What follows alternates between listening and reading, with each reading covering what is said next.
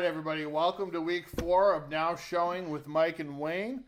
All right, episode 4. Here we go. Here we go, moving right along. We're going to go through a little bit. They're not changes necessarily, but we've kind of segmented everything out to start now. So we'll have our spotlight in the beginning, which this week will be an actor spotlight. And then after that, we'll go into review of the week.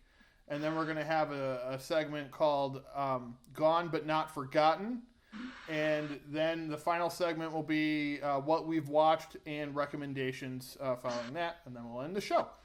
We're just trying to have a little bit more structure to a little bit more flow to what we're trying to do here for the listeners' convenience, of course. Yes, exactly. But really, just so we keep track of what we're talking it's about. It's more of an organization for us, so we stay on point a little better. It gives us something else to talk about. Hollywood isn't really working right now, so we cut that segment. We're going to go to a different segment where we talk about celebrities that have passed away and why we missed them and the movies that we loved about them. So let's get started here. Week 4, we're going to talk about acting. This is our acting spotlight. We're going to talk about Bill Murray, a beloved actor to many, a beloved person. A national treasure. He is a national treasure. He's from Illinois, so we get to claim him as our own, which is great. Bill Murray is just one of, when I think of acting spotlights, when I thought about doing this segment, he wasn't really the first one that came to mind. You think Leonardo DiCaprio, Brad Pitt, Robert De Niro, but I figured Bill Murray was a good one to start with because we both love him as an actor and as a person, and he's just very easy to talk about, and a lot of his movies are really good, and we like to talk about it. So we are going to start with you this week, Wayne. So and I just want to note real quick that we're trying to kind of not stay away from, but the big movies that he was in, like Ghostbusters and Scrooge and Groundhog Day. It's the ones that everybody knows. Exactly. We acknowledge as masterpieces. And there's a reason for some of that, too. Like, Scrooge will come up in one of our holiday specials in December, obviously. We talked about Ghostbusters in week 1. We talked about Groundhog's Day a little bit last week in relation to Palm Springs. So we are going to, try to give, that's what we try to give. These are, are movies that we like that maybe not everybody else has seen, or just ones that aren't as popular. All right, so Wayne, why don't you go ahead and start us off here with Bill Murray, your first Bill Murray movie. All right, number 1 for me. These are in no particular order, but this is the first one I'm going to talk about. 1991, What About Bob, directed by Frank Oz. Bill Murray is the stars as Bob Wiley, a patient under the very talented Richard Dreyfuss's Dr. Leo Marvin. Basically, this is just a hilarious slapstick comedy where the patient is a little bit too reliant on his therapist and kind of invites himself along and adopts himself into the Marvin family. He shows up on a family vacation and hilarity ensues. Exactly. But just classic Bill Murray. It's one of my favorite roles of his. I think it's because usually he's very sarcastic and very rude. People would say, and that's what we kind of like about him. He's very sassy. In this one, he kind of dials that back a little bit. He's just kind of a more simpler person and thinks that he's doing the right thing and everything. He's following his doctor's instructions, but his instructions lead him to going on vacation with him, which is obviously not what he wanted. So just the setup and the delivery of the film and how it's all comes together, I think is really well done. Frank Oz is a great director. Obviously, a lot of people know him for his voiceover work, but he's directed quite a few films. And let's not forget his puppeteer skills. Yes, his puppeteer skills. Jedi Master Yoda to life. Yes, exactly. Lots of good stuff for him. When we get to the Star Wars conversation later on the podcast, not today, obviously, but at a different time, we'll talk more about him. But yeah, I mean, this movie, it's a good comedy from the 90s. Bill Murray, fantastic role for him. Richard Dreyfuss is really good. The wife, which is played by Julie Haggerty, she does a really good job. The son who went on to be in Can't Hardly Wait, and then I think that was one of his last movies, Charlie Korsmo. Not that he's passed or anything. He's like a lawyer. He's something. He's a really smart kid. He's really good. Catherine Irbe is the daughter. She was from Law & Order Criminal Intent. She's really good. A younger role for her, obviously. Yeah, I mean, just all around great movie, great cast, fantastic. Michael, let me ask you this one. When's the last time you watched What About Bob?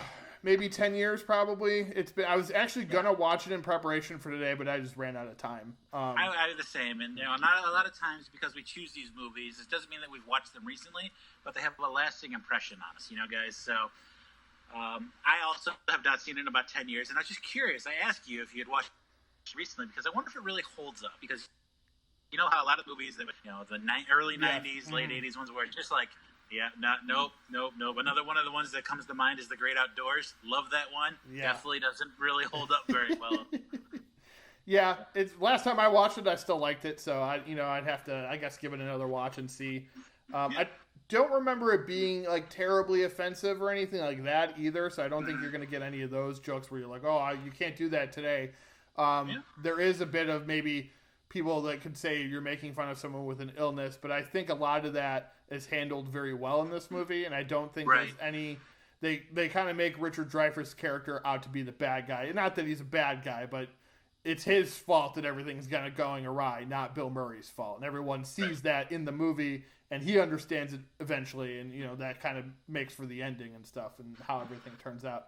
So I mean, no, really good movie. Great start for Bill Murray week here, and I'm going to go into my first one I want to talk about. And I am very curious which movies you've chosen, sir. I wonder if we're going to double up on any of these. Going through, hopefully not. Going through his resume, it's funny. He's one of the few actors I've seen pretty much every movie almost. There's a couple I've probably missed, but this is probably. And I talked about it a little bit during week one when we were talking about our honorable mentions for movies to know us by. Is Rushmore.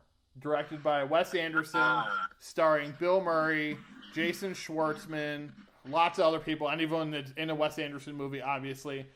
The first time I actually remember when I first saw this movie. It came out in 98. I rented it from Blockbuster. It was before I worked there. I brought it home. I watched it probably like Saturday afternoon, and then like 2 hours later I watched it again. And then I went out, my friends did something, we went to, I don't know, maybe it was a holiday, like a 4th of July parade or something. We went and did something. And then I came back and I watched it again. So I watched this movie probably like 3 or 4 times when I rented it. It made me fall in love with all the characters. It's a weird movie. Not everybody likes it. Not everybody likes the style of Wes Anderson. I do. I'm a huge fan of his. I've always been a huge fan of his since this movie. But yeah, you get Jason Schwartzman, Bill Murray, Olivia Williams, Seymour Cassell, Brian Cox, always fantastic. You get one of the Wilson. You get Luke Wilson as one of the characters in it, and then their brother Andrew Wilson is the coach in it. So you do get, even though Owen Wilson, I think he has a little bit of a cameo at the end. He was not able to be in this movie, I think, because he was busy or whatever. But he's the elusive third Wilson brother. Yes, Andrew Wilson. He pops up from time to time. This is one of his earlier or smaller roles, but earlier parts. So it's about this kid that goes to a boarding school, and he ends up having this relationship with Bill Murray, who's a much older man. It's not like a sexual relationship or anything. They just bond. They have this bonding thing because Jason Schwartzman's character is like an old soul, but he's like 13. So it's a weird kind of combination, and Bill Murray's character's got 2 sons that go to the same school. They hate Max, who is Jason Schwartzman's character. But it's just this kind of great back and forth. They're friends, and then all of a sudden they're enemies because they're both vying for the same woman, Olivia Williams. Obviously, Max, not taking into the context that she's, an adult and he's a child. So there's a lot to it. There's some great moments where they pull pranks on each other because they're obviously trying to like hurt each other. At one point, Max almost kills Bill Murray's character. That's when it kind of went too far, and he ends up going to a different school. The last thing though is he does this like great. They do this great production at the end, and Wes Anderson shot it incredibly. It's a play that the kids put on that Max puts on with his friends at the new school, and it's like this World War II it's this Vietnam play, and it just comes out fantastic, and like just the way they shot it for the movie, and it really ties the movie together at the end. It's a great movie. To me, it's a classic at this point. It's one of my favorite Bill Murray movies. I know it's not a typical Bill Murray movie because this is when he kind of turned. This is when he started taking roles that kind of elevated. It showed that he can do these type of performances and it worked out. I mean, it was fantastic. It's a great movie. I think everybody should watch it. It's not on anything, I don't think, right now, so you have to rent or buy it. Wayne, have you seen Rushmore? Do you remember it? If you want to talk and say anything about it? I've been pretty quiet because I don't remember the last time I watched it. It might have been in 98, 99 when it was in theaters. Okay. I know I've seen it, but yeah, it's been a long time. Okay. And that's fair. All right, well, we'll move right on to your number 2 then. Which one do you want to talk about? All right. Number 2 is a fan favorite, got a good cult following. We're going to 1996's Kingpin, directed by the Farrelly brothers, Bobby and Peter Farrelly. For those of you that have not seen it or are not familiar, this is one of the quintessential, most epic bowling movies of all time. Maybe the most epic bowling movie of all time, because there aren't very many. Yeah, with bowling as a premise, this is definitely. I mean, obviously you can go to The Big Lebowski. It's got some prominent bowling scenes in there, and I know there's other movies that have bowling in it, but yes. This one's about bowling mainly. Yes. This is the story of Roy Munson, played by the always talented and always entertaining Woody Harrelson. He is an up-and-coming champion bowler. Makes some interesting life choices. Does a little bit of hustling in the old bowling alleys, and he unfortunately gets caught. And due to some interesting turns of events by one Ernie McCracken, played by our star of the day, Bill Murray, he ends up losing his bowling hand. Big Ern. Oh, yes. So, down and out in his luck after losing his bowling hand, he's got this ridiculous rubber prosthetic over his... Is it a hook? Do we ever see the hook? Or yeah. No, he plays... Okay. Yeah, he wears the hook on his hand. Gotcha. Yes. So, lots of play on the rubber hand, getting all sorts of, action and stuff happening to it. Yes. Roy Munson ends up running into an Amish lad named Ishmael, played by Randy Quaid. Pre-crazy Randy Quaid. Pre-crazy, pre-fat Randy Quaid with the most epic hairdo I think Randy Quaid has ever had. It's a great bowl cut, the greatest bowl cut of all time. Yes. Obviously, Roy Munson is impressed by Randy Quaid's bowling average, only to find out that because Amish folks do work just as hard as non-Amish and then half as bit more, he ends up bowling 15 frames instead of 10, so his average actually really isn't that great. Throw in the lovely Vanessa Angel is in the Claudia role, who, did a little bit for me back in the day. She is a very lovely woman. Great role for great. Yeah, I'm sorry, I stepped on you there. Great role for her, though. Yeah. Yes. Okay, there's some organized crime. There's some organized crime mobster action in there. I'm guessing most people that are listening to this right now have seen or are aware of the premise of Kingpin, so I don't need to really spell it out for you guys, but I mean, hilarious movie. Just, it's fantastic. There's some great side character performances too, supporting characters. Chris Elliott is the gambler who gets him to do whatever he wants because he's giving them money. You have Lynn Shay, who plays his landlord, who I think everyone that's seen this movie knows how memorable she is in that movie. She was also very memorable, and there's something about Mary from the Farrelly Brothers as well. Just some great comedy in this movie. Some really good funny pieces. Woody Harrelson and Randy Quaid have great chemistry together. And Bill Murray, when he comes in, he's in the beginning of the movie, but then he kind of goes away for a while, but then he comes back, and that's when Roy, played by Woody Harrelson, is making his comeback. And it's just some really good stuff. Again, one of those movies that has quite a few inappropriate lines that we can't maybe say right now, but you can look them up, you'll find them. We don't have a cow, but we have a bull. And you can fill in the context to the rest of that. Yes. There's some good stuff in that movie. Murray, I think, steals it when he's on screen. Big Ern McCracken is probably, at least among my friends, one of his more popular characters. He just does a great job in here. And I think, again, overall, just a really fun movie. A lot of great performances from all the leads and stuff. It's just lots of good stuff in that one. Bigger McCracken. You figured he would have been a more popular Halloween costume choice. I never really saw that take off. I've always said, and I've told my wife this, that when I start to lose my hair, if I ever do, that's what I'm going with. Is the Big Earn comb over. Outstanding. You know what? I think maybe you and I, during the month of Halloween, yep. on one episode, when we start doing video, we dress up. There it is. That's there it is. Dual costume. Right there. That will work fantastically. Yes. I am very curious what your next... All right, so my next one is going to be one I don't think a lot of people know about maybe as much. It did garner some awards talk when it came out. I'd have to look up exactly what they were, but St. Vincent. It stars Bill Murray, Melissa McCarthy.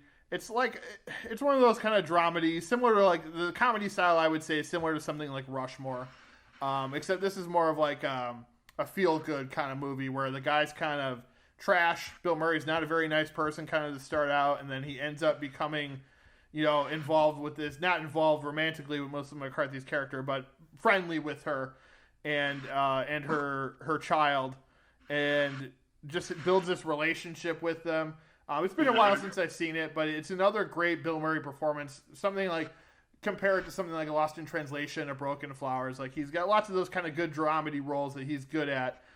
They're joined by Naomi Watts, who's always great. Chris O'Dowd, very funnish man from over there in the UK there. Yes. Terrence Howard. Really good as usual. Like I said, it's been a while since I've seen it, but it's a really good movie, directed by Theodore Malfi. And yeah, I mean, it's just, I don't know. Again, it's on. I think it's like on IMDb for free. If you have an IMDb account, it's free, so you could watch it anywhere because it's just one of those movies that doesn't have like a streaming home, so everyone streams it. But it is a fantastic movie. Fantastic job by Bill Murray. The entire cast is great, but I don't think that this movie in itself got enough credit, and I definitely don't think that Bill got enough recognition for. I definitely think that he was within the realm. I don't know what he was nominated for, if anything, that year, or who. I have the nominees. So it wasn't. I definitely feel that he should have been in the running at least for some kind of supporting actor award. It did not get Oscar nominations, but it did get Golden Globe nomination for Best Comedy or Musical, and then Best Actor Bill Murray at the Golden Globes for Best Comedy or Musical. So at least he was getting, like I said, I knew there was awards talk. I couldn't remember what it was. Right. But yeah, I mean, it's just a really good movie. It's fun. It's not depressing, really. I mean, there are some sad moments in it, but it's really good. The cast does a fantastic job, and if you haven't seen it, I really recommend checking that one out. All right, Absolutely. Wayne, what is your third Bill Murray movie? All right, the last one that I chose is actually one of the movies that surprised me recently within the last 10 years. It is 2014's Monuments Men, directed by George Clooney. Now, this movie is a World War II piece set, toward the end of the war, or maybe even after the war. No, I think it's still going on. No, it's still going on. It is towards the end, but it's not over yet. George Clooney leads a team of artists and people that art restorers to go and find the missing and stolen art from the European countries that was taken by the Nazis. And this is based on true events. A lot of historical information is in this movie about what happened to a lot of these works of art, which actually were destroyed. Let me just run through the cast real quick. George Clooney plays Frank Stokes. Matt Damon, plays James Granger. John Goodman, I love John Goodman. Fantastic, underrated actor, plays Walter Garfield. Bob Balaban, Yep. plays Preston Savitz. And Hugh Bonneville, Donald Jeffries, the European team member. British, I believe. Yes, the British, yeah. Sorry, go ahead. Richard Campbell is Bill Murray's character in this. And this ensemble, it's a little bit odd when you list off these names and whatnot, but the movie just gels really, really well. It hits a number of different things with historical, World War II fans, war fans, art enthusiasts that you hear about these masterpieces of art and what they potentially went through, and the fact that a lot of these pieces, were destroyed by, during World War II and the ramifications that came from that. A lot of the art was stolen, and they were able to return it to their proper owner. I could go on and on about this, but this is one of my favorite movies from the last 10 years, and I highly recommend it. It's got some comedy undertones to it. It's got a lot of action. It hits all the points for history buffs, so it's definitely multifaceted, and it's safe for the whole family. There's some language in there, but overall, I do highly, highly recommend this movie. Are you familiar with this film? I have just actually seen it for the first time within the last couple months. I liked it. I really enjoyed the cast. A couple people, Cate Blanchett is also in it. Yes. She's really good. And also, one of the other members of the team, Jean Dujardin, who won the Oscar for The Artist for Best Actor. He's in it as well. He does a really good job as their French connection or whatever he is in the movie. He's just part of the team. I really like the scenes. Like Bill Murray and John Goodman were the real comedy, I think, of the movie, and they had quite a few scenes together, which was really fun. It is weird. At the beginning, you talked about kind of being an odd movie with that cast, and it is because it's a World War II movie that you have Bill Murray and John Goodman and Bob Balaban as stars of. Now, obviously, George Clooney and Matt Damon, I don't think people would bat an eye. You throw them in a World War II movie. They've both been in those movies. Yep. This is like a different cast. Like, you wouldn't normally think of the other three people I mentioned to be in this movie. And it just works really well. It adds the comedy to it with having those people in it. But they're also, Goodman and Murray are really good at playing drama. And it's something that I think they're not as known for. But they've both done it throughout their career. And they handle the scenes that they need to very well.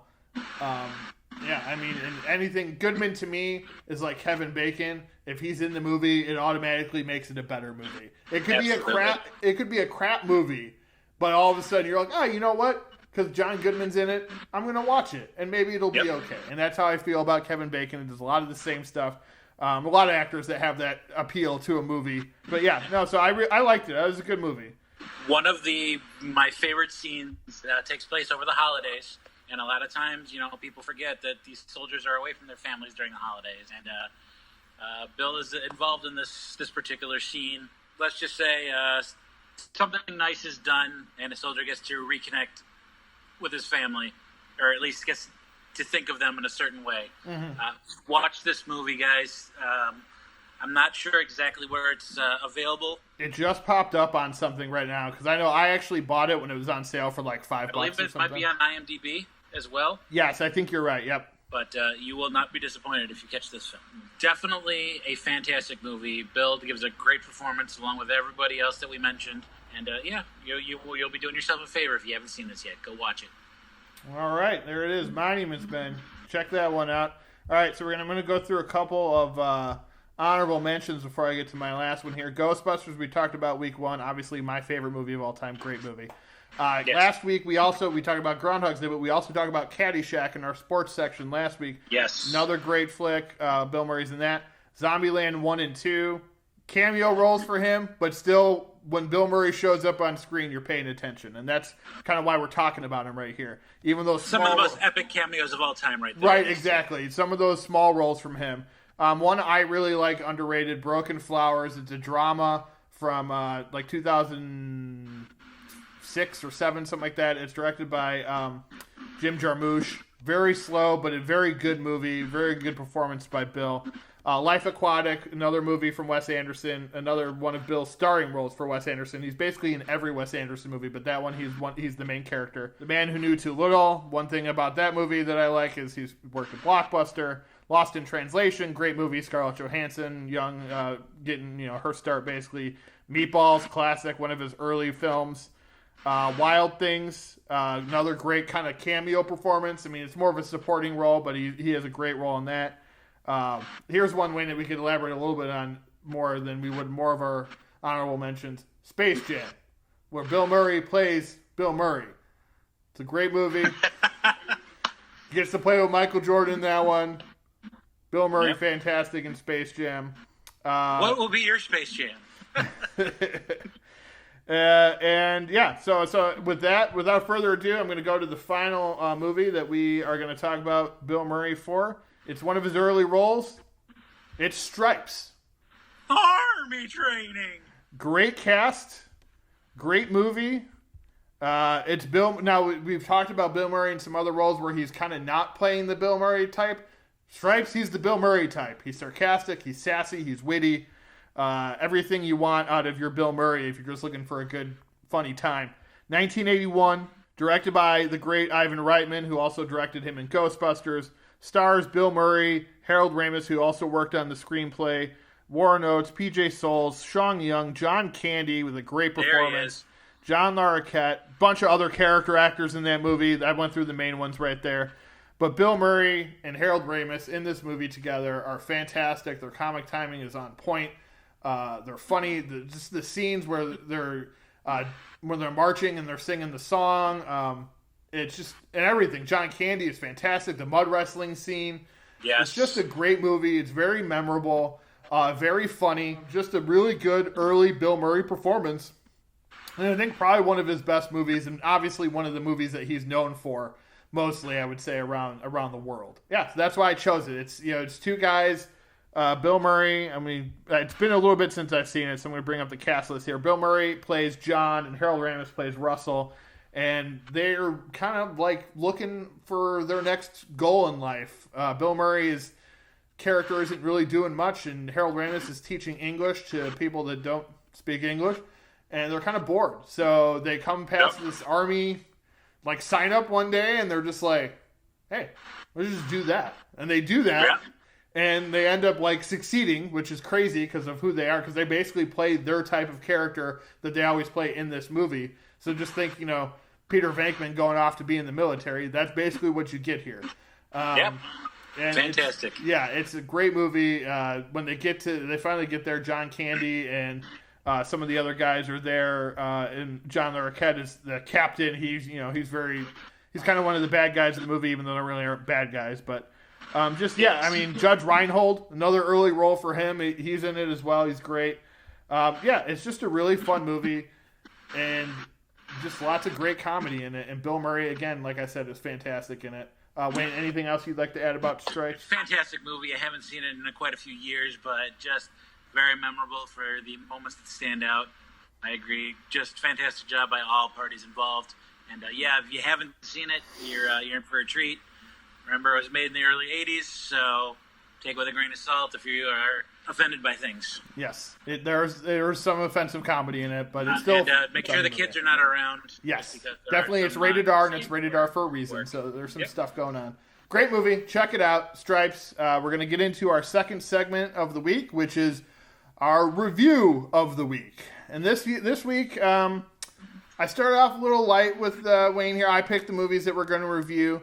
So we went with, last week was Palm Springs, and the week before that was Honey Boy. That one was a little heavier than our other ones. The Lovebirds was another comedy that we did week one. So this week, we are going to do the 2019 film Midsommar, starring Florence Pugh, directed by Ari Aster, who did Hereditary. Both his movies have gotten mostly critical acclaim, but with audiences, they're usually 50-50.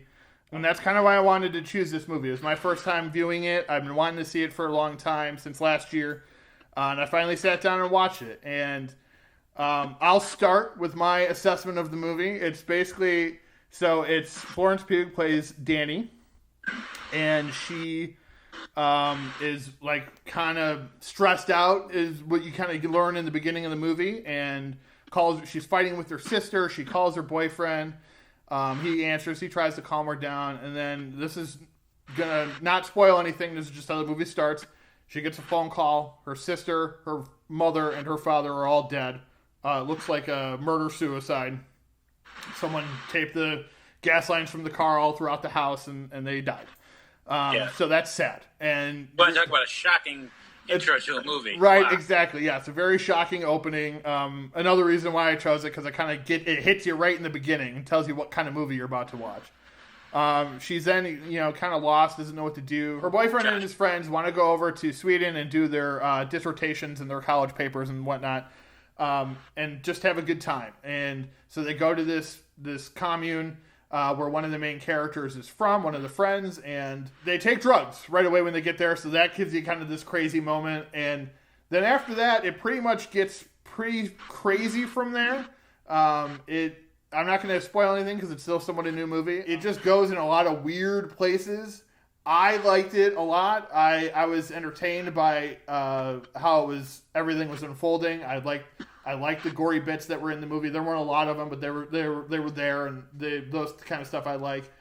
There's definitely some movies, the moments that make you go, holy cow! Yes, yes, and without spoiling it, like when the people jump off the rock, or jump off the rock and then land on the it's bloody and it's interesting to me. There is just so much going on. It reminded me a lot of Wicker Man, which is another movie I just saw for the first time recently. The original Wicker Man, not the Nicolas Cage remake. It's just a bunch of people in a spot. Some weird stuff starts to happen. People start to get murdered. And you kind of work your way till the end. And it's a long movie. It's like 2.5 hours. So if you can't hang, that's fine. I don't have a problem with that. But yeah, I don't know. I liked it. Wayne, you want to give us your thoughts? First, I want to start off by saying that I am in no way ever going to bash an artist for their choices or their efforts. And a lot of effort was put into this film. And there were some great performances. There were some okay performances. Maybe some roles went to some actors that maybe they weren't ready for. The only actor that I really recognized was Will Poulter from We're the Millers. We Are the Millers. This is probably his most recognizable role. He played a kind of an unlikable character, so I can't really judge his performance, but the other four main characters, really.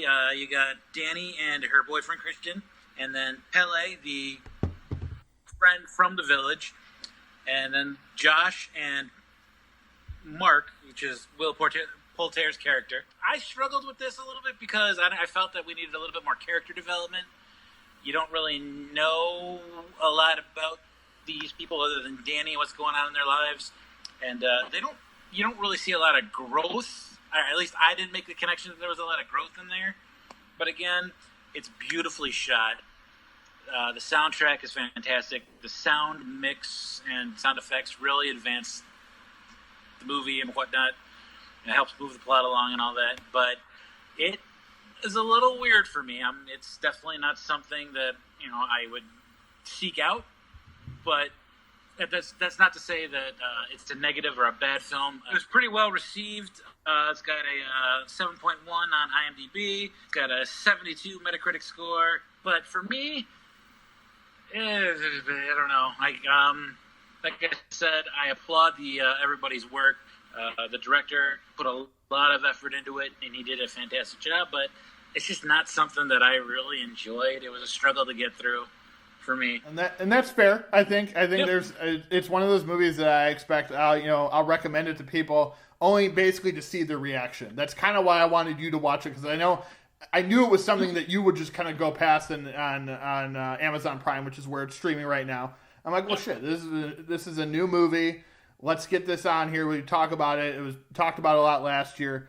The main thing that I would focus on for me and for someone who's a fan of film is Florence Pugh. Florence Pugh is a star who's on the rise right now. She had Midsommar last year. She had Little Women, which she was nominated for the Oscar. She's coming up in the now delayed Black Widow. Will be coming in November, hopefully, as Scarlett Johansson's character Sister. And rumors have it she's taking over the Black Widow mantle after, once they bring that character into the full MCU, since this is a prequel we're getting. But no, I think she is kind of what drives the movie. Her performance I thought was fantastic. She goes through a lot of emotions. And sometimes in a short amount of time, because between the beginning and the end, there's a lot of time that you get in the middle there where it's they're kind of just going through the motions. They're talking to these people, getting to know these people, and then at the end, I feel like in the last 30 minutes, she goes through every emotion possible. I don't want to spoil the end of what happens, but it's just there's so much going on in that last 30 minutes that really made me. For me, a lot of times it's the last 30, 40 minutes of the movie that get me to love a movie. And that's what happened here. I really fell in love with this movie at the end. It is a little slow in the beginning, but to me it was never boring. To someone not interested in it, I could see definitely that they would be bored and tune out. I watched it by myself because I didn't think my wife would like it. I think I'm right on that. I don't know because she hasn't seen it, but Yeah, no, I liked it. I like this movie. If you like weird, bizarre movies that it's kind of a thriller, horror, drama. Ari Aster goes in all these different directions. He doesn't just kind of stick to one genre, which I think is what makes him an interesting director. This is only his second movie. He's done Hereditary and he's done Midsommar. So where he goes from here, I have no idea. But I'm definitely interested and I'm hooked and I'm ready to see where he takes it. For me, it's a 4 out of 5. I know I'm obviously guessing for Wayne. It's not, but let's go. What do you think, Wayne? I'm going to give it a 2 1/4, just Okay. because it did a lot of things right, but there's some things that I would have liked to have seen more. Like, what an interesting thing when we talked about the opening, I don't know if we want to even call that the turning point or the revelation that Danny's parents and her sister, or Danny's parents have been murdered by her suicidal sister. You really think, okay, well, this is going to play a huge role in the movie, and while it does, it sets up Danny's, kind of fragile mindset and whatnot. It really doesn't play that much of a role other than, I would disagree though, because there's some moments when she's in the village with the people and she flashes to those moments. She has the dreams where she sees them. I think a lot of what drives, and again, this is without spoiling it, a lot of what drives her towards the to the end of the film. I honestly think what happens is, and maybe it's because we didn't really know the sister, we get to realize that she is kind of like her sister, and she's maybe not all there. And that was, I think, subtly what you get from the performance out of Pugh in the beginning. That's her fear. When she's complaining to her boyfriend, I think a lot of the worry in her voice is that she fears that she's going to be like her sister. Now, that's not on the surface. That's just kind of how I look at it. And I could be totally wrong. He could not have meant that at all, but that's kind of how I felt watching it. That's a very good point. And maybe it's because I didn't get to see the parents enough. Maybe those scenes didn't really resonate with me. Like, I know that there were a couple of flashes where the parents were in like the crowd and there was one where they had them all against that sister stone. In there too? Yeah, she was one of them. She's laying. You know how she was sitting in front of her computer, dead. One of them, she's sitting in front of that big stone that those people jumped on, like dead. Okay. Yeah. Okay. So there were some moments in there that I think they came back to, but they were quick though too. So if you weren't paying attention, or you, like you said, if you don't remember what the sister looked like, you may be like, that just looks like one of those Swedish people. I have no idea who that is. So yeah, I mean, maybe a little more background would have helped definitely, but like I said, for me, and there is a director's cut out there. There is like a 3-hour director's cut. Maybe that director's cut has that extra stuff that you're looking for. I'm not sure. I haven't seen it. Check it out on Amazon Prime right now. So it is available. I definitely recommend it. There's definitely no reason not to see it. Yeah. If you like, it wasn't my cup of tea. Yes, exactly. And that happens sometimes. You watch a movie and it's just not for you. It's happened to me quite a few times. I know people will be surprised because I like a lot of movies, but it does happen, I promise. Moving on to segment 3, we are going to talk about celebrities that have passed on each week. We're going to talk about one celebrity in general that we like and that we miss and what we could have had. It's called Gone But Not Forgotten. And I would like to throw out, before we get started, rest in peace to Kelly Preston. Rest in peace to Naya Rivera, 2 celebrities who we lost this last week. Kelly Preston passed on from cancer. Naya Rivera went missing in the river and drowned while she was out with her son. They found her body. Terrible, horrible stuff. Tragic. Rest in peace to both of them. Absolutely. Kind of fits into what we're going to start on with this topic, because I was originally going to go with Gone Too Soon, but I didn't want to run out of people to talk about, so this way we could talk about older people as well that passed on, some like a Carl Reiner or somebody like that. But yeah, they were definitely gone too soon. The first actor we're going to start with definitely left us way too soon, and it's the great late Chris Farley. 1997 was when he passed. I remember it like it was yesterday. And it's weird probably for people because I didn't know Chris Farley. I never met the man. But it was at kind of our formative years that he was around. It hit me hard when he passed just because I was such a huge fan of his work. He was extremely funny. We got to grow up with him on Saturday Night Live, like our parents got to grow up with someone very similar to him and died in a very similar age, John Belushi. So I think he was our Belushi.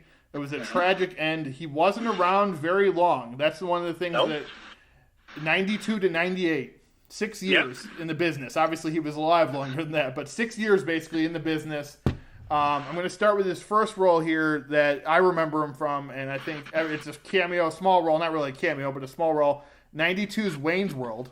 He played the security guard at one of the concerts. Is a great early role for him. But yeah, I mean, he would go on to be in some movies, some early roles like Coneheads, Wayne's World 2, Airheads, another one of my favorite roles of his. Airheads, where he's the cop. Yes, where he's the cop when he pulls the guy's nipple ring out. Billy Madison, where he plays the bus driver. I think that every time I say "great, grand, wonderful," that's the scene going through my head, and that's why I'm quoting it. Obviously, Farley was really close with Adam Sandler, and yes, just gonna jump in here real quick. Sorry not to cut you off, but just as I got this Adam Sandler thing going, 2 years ago, Adam Sandler released a commemorative song to Chris Farley on his Netflix special. Yes. And I have listened to that song probably about 2,000 times, at least. A very emotional, very touching tribute to his dear friend, the funniest man that Adam Sandler ever knew.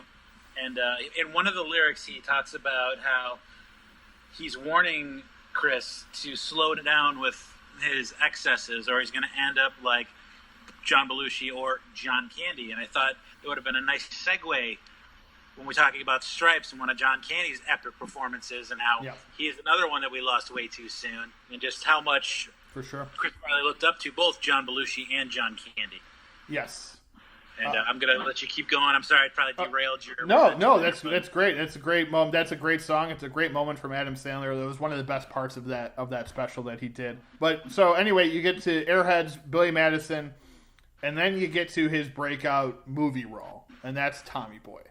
Yes. Tommy Boy is a movie about Tommy Callahan.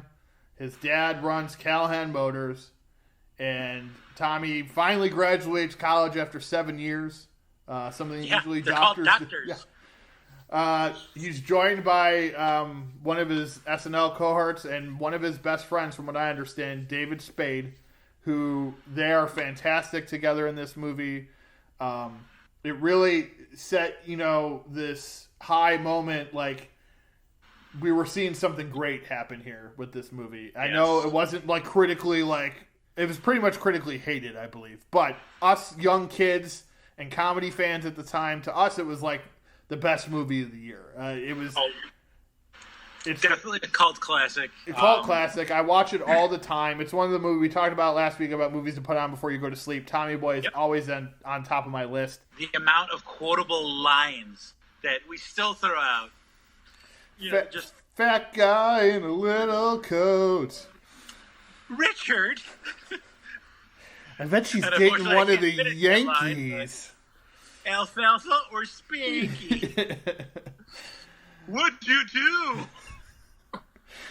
And so many of those, it's funny, and we're laughing here now because so many of those lines made it into my everyday dialogue. When we used to work at Feld together, I would always often drop those lines, and it was just, we all knew. Everybody that was a fan of Chris Farley knew those lines, knew where they were from.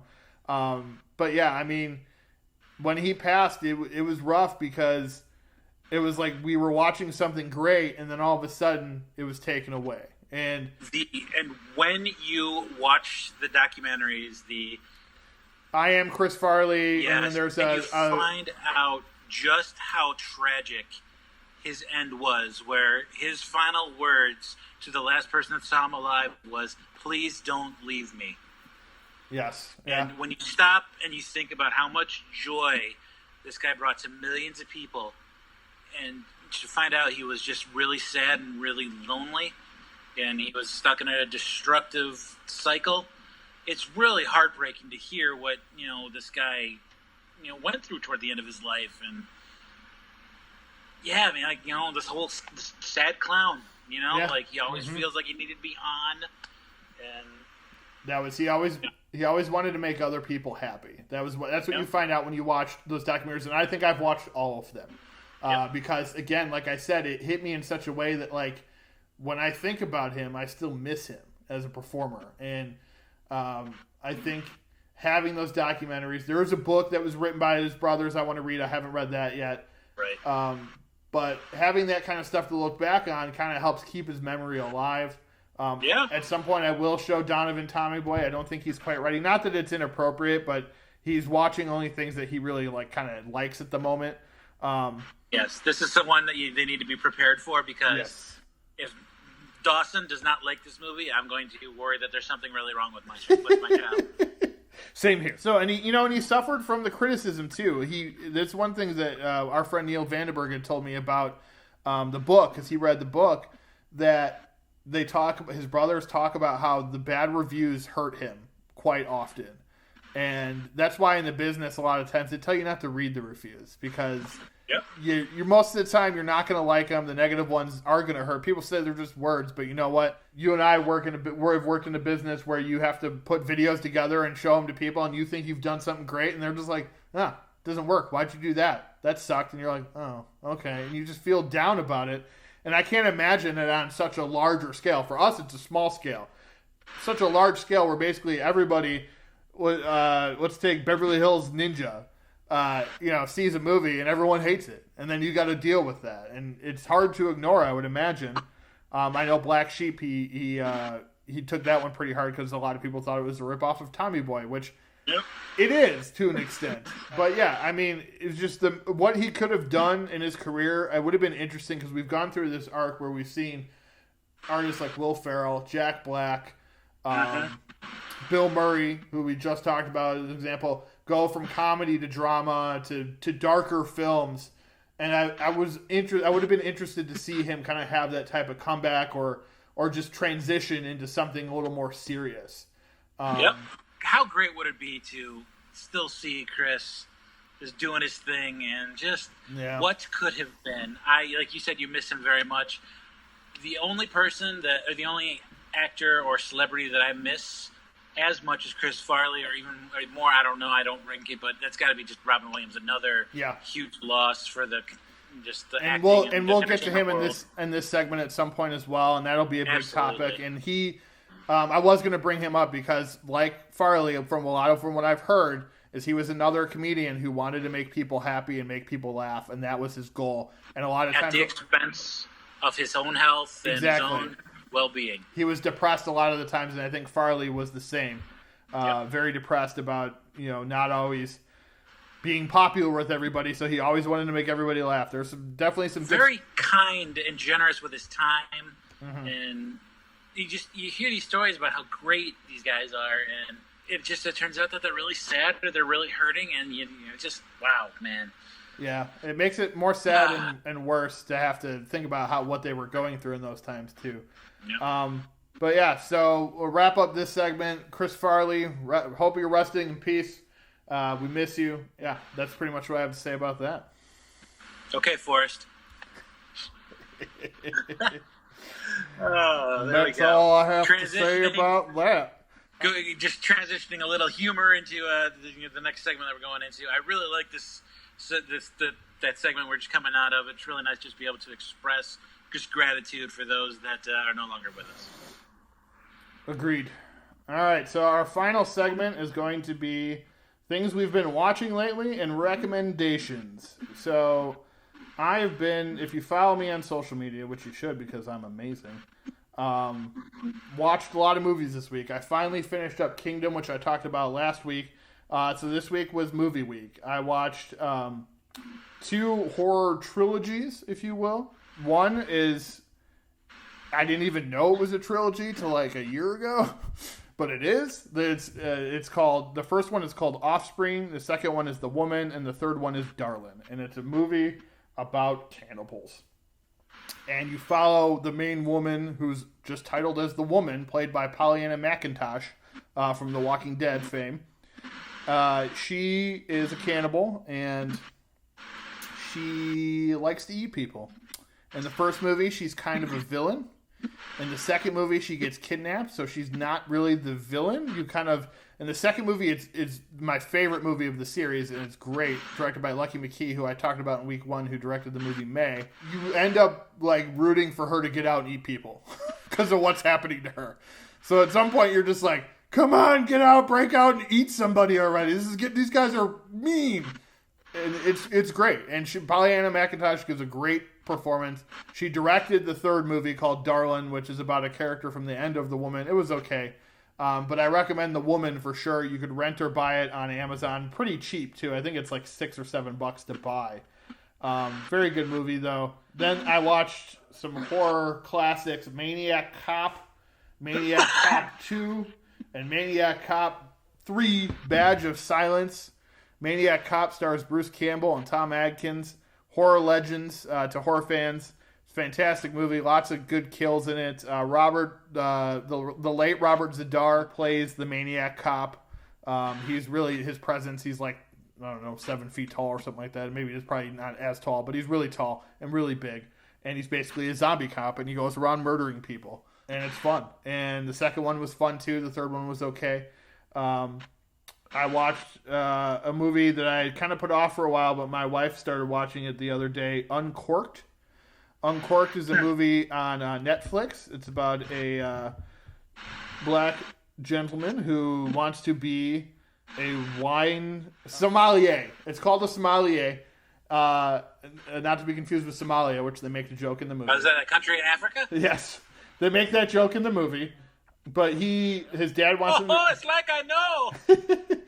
His dad wants him to run the business. His dad is played by the great Courtney B. Vance. His mom is played by Niecy Nash, who gives a really good performance. Usually a comedic actress, but pretty good in dramatic role here. She's funny too in this role. But the real shining point is the lead actor, Mamoudou Athie. He was in the movie Underwater, which I really liked. He was in The Circle with Tom Hanks and the Get Down, a show on Netflix. He does a really good job here as the lead actor who wants to go in a different life path than his dad wants him to. His dad wants him to take over the family business, which is running a restaurant, and he wants something different, something that most people, and including me, would look at him as like, it's a weird job. The minimum salary for that position is like $75,000, and you're being paid to know about wine. Which is crazy, but that's just what people like. I can't get mad at people like that because I love movies and I know more about movies than most people. So the fact that there are people out there that like wine as much as I like movies is pretty cool. And then let's see, the other one I watched, The Long Dumb Road. It's a decent road buddy movie with Jason Mantzoukas and Tony Revolori from the Spider-Man movies. He plays Flash Thompson. Definitely worth checking out. It's on Netflix. Another one I had put off for a while, the Red Sea Diving Resort with Chris Evans. It's one of the Netflix originals. I started it when it came out, and then we just never went back to it. I went back to it this weekend. It's a good movie. A bunch of Mossad agents decide to go over to the Sudan and help a bunch of Ethiopian Jews escape through the Sudan. And it's just this crazy story of how they rented this hotel and they had to make it look like it was a working hotel, and then they would filter out the Ethiopian Jew refugees through the water. The Navy SEALs would come by boat, pick them up, and they'd send them back out. They saved like thousands doing this. It's just a crazy story, similar to something like Argo or Hotel Rwanda. Really good movie. The next one I watched is, we were talking about this a little bit, because one of our work friends talked about Giallo films, and if we ever are going to talk about that, I watched Blood and Black Lace, which is directed by Mario Bava. Giallo is like, it's kind of the Italian slasher, but it's a mystery, so it's not like Halloween or Friday the 13th. It's more like a Scream, where the whole movie, you're trying to figure out who's the killer. They're known for their music and their color style. That's why it separates itself from other kind of slasher genres. Really good movie. A lot of fun. And then I watched Elvira, Mistress of the Dark, something I'd seen bits and pieces of back in the day, but I decided to watch the whole thing. Really fun movie. If you know who Elvira is, if you're a horror fan, even if you're not a horror fan, I think most people know her at this point. Very fun movie, very raunchy, very tongue-in-cheek. She's great in it. It's a fun little movie. It's on I think it's on Amazon Prime, Hulu, Shudder, and Tubi. So it's on 4 different streaming apps. Some of them, Tubi is free. So yeah, that's what I watched this week. Wayne, what did you watch this week? Aside from my continuing journey through Lucifer again and Big Bang Theory before bed, our friend Sean Davis brought up an interesting point that supermarket sweep episodes are now on Netflix. The late 80s, early 90s grocery store game show is on, and it's a trip down nostalgia way. It's it's filled with late 80s, early 90s fashion and hair, make you go, yikes. Yep. Other than that, I started watching the Business of Drugs on Netflix. Interesting documentary about how different drugs are smuggled into the United States from Colombia and other South American countries. I'm only on episode 2, but it's very good so far. Other than that, it's been kind of a slow week. I don't really remember anything else that I watched that stood out. So, yeah, but what little I have watched, I've been enjoying. Good. All right, so then the last half of this segment, we're going to talk about things that we always recommend stuff for people. Obviously, you can tell the movies I just talked about, I recommend most of them to you, especially if you like horror films. Definitely check out some of the horror films I talked about. But keeping that same theme, I'm going to go Netflix, horror movies. I'm just going to scroll through their horror section here. Splice with Adrian Brody. Really good sci-fi horror. It was popular when it came out, but I think people kind of forgotten about it. So if you get a chance to see that, it's on Netflix right now. The Devil's Advocate, Al Pacino, Keanu Reeves. I love that movie. It's fantastic. Charlize Theron is in it. Yes. And it's just a great movie. Definitely check it out. Sleepy Hollow, another one of my, I kind of feel like it's a guilty pleasure because I feel like a lot of people hated it for some reason. But as a fan of gory horror films, it's great. Sleepy Hollow, Tim Burton, Johnny Depp, Christina Ricci, Casper Van Dien, Christopher Walken. There's plenty of people in it. There's more than I'm even mentioning right now. Check it out on Netflix. I love Starship Troopers. Starship Troopers. If you can Casper find Van that Dien. anywhere, watch Starship Troopers. Our House, which is a newer movie on Netflix. I rented it when it came out with Thomas Mann and Nicola Peltz and Percy Hymes White. It's this movie about where this house is it's haunted, but it's haunted through the technology. It's kind of weird. I dug it. A lot of people, it was kind of mixed reviews. I liked it. One of my favorite horror films from the last, I think we're still in the last 10 years. Yeah, we're on the cusp of the last 10 years. 2010, Insidious. That's up on Netflix. Sinister. I really like that one. Check that out. Train to Busan. One of the best zombie movies made in the last, 10, 15 years. I know people are like, oh, I haven't seen it. It's Korean. It's fantastic. It's on Netflix. It's really, you need to watch it. The sequel just came out. It'll be out in the States soon. Fantastic movie. Before I Wake, Mike Flanagan. A movie he made a couple years ago that got shelved, ended up on Netflix as a Netflix original. It's not really a Netflix original, but it's really good. Check it out. The Witch. People hate this movie. I love this movie. There's a theme going on here. Cult of Chucky. I love the new Child's Play movies. Check that out. Horns with Daniel Radcliffe. The Invitation. A great movie on Netflix. Check that one out. And I will turn it over to Wayne now. And what would you like to recommend, sir? Not so much recommend this time, but Netflix has a little series called Cursed, starring Catherine Langford from 13 Reasons Why. It's the story of a King Arthur from a female lead perspective. Isn't it the Sword of the Stone, basically? Yeah, I believe so. Yeah. I don't know a whole bunch about it, but it's definitely on my list to watch this week. Mm-hmm. And that's what I'm really excited to watch. So I don't really have recommendations, but definitely something that I'm looking forward to. That's a recommendation, though. I think it's getting good reviews. I'm looking forward to watching it as well. Yeah, so that's it for this week, everybody. Thank you for listening. It's been great to be doing this, even just the 4 episodes that we've been doing. We haven't been doing it a long time, but it's been a lot of fun. We look forward to keeping it going and doing. I'm definitely looking forward to some of the holiday-themed episodes we're going to have coming up here, mainly like October, November. Man, October's going to be fun. Oh, yeah. A new horror category every week, I think, will be good for that one. Yep. Yeah, so again, thank you for listening, and hope you keep on listening. Thanks very much, guys. Don't forget to share with your friends, and hit us up with comments, questions, and anything else you want to say, good and bad, because we appreciate all feedback. Y'all have a great week, and we'll see you soon.